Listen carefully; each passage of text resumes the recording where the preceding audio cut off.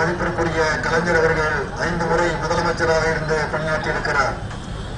அதேபோல சகோதரி செல்வி ஜெயலலிதா அவர்கள் 3 முறை முதலமைச்சராக இருந்து பணியாற்றியிருக்கிறார்கள். இந்த இருவருடைய ஆட்சியிலும் இரு கட்சிகளின் ஆட்சியிலும் தமிழ்நாட்டு மக்கள் கண்ட உண்மை என்னவென்று சொன்னால், தமிழக மக்களுடைய வாழ்க்கையில் மாற்றத்தை ஏற்படுத்துவதற்கு மாறாக தங்களின் வாழ்க்கையை வளமாக்கிக் கொண்டார்கள்.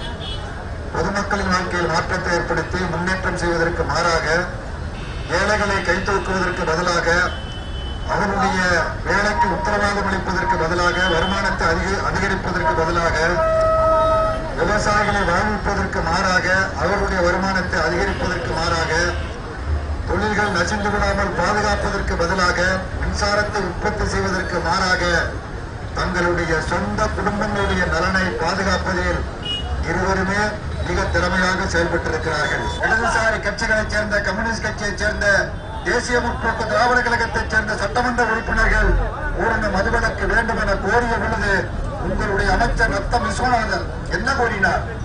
தமிழ்நாட்டில் மதுவிலக்கு என்பது சாத்தியமல்ல, கடைகளை மூட முடியாது என திட்டவட்டமாக சட்டமன்றத்திலே அறிவித்தார்.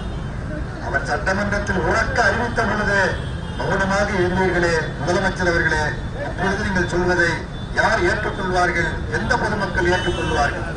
ஜெயலலிதா அவர்கள் அது மட்டும் குறிப்பிடவில்லை. மதுவிலக்கு குறித்து, இந்த பிரச்சனை குறித்து திரு கருணாநிதி அவர்கள் பேசுவதற்கு தகுதியற்றவர், யார் வேண்டுமானாலும் பேசலாம், ஆனால் கருணாநிதி பேசுவதற்கு அருகதை கிடையாது என்று குறிப்பிடுகிறார். கலைஞர் கருணாநிதி அவர்களுக்கு உங்கள் மொழியில் நீங்கள் சொல்லுகிற முறையில் எப்படி அருகதை கிடையாது, அதே போல செல்வி ஜெயலலிதா அவர்களே உங்களுக்கும் அருகதை கிடையாது, 2 பேருக்கும் அருகதை கிடையாது.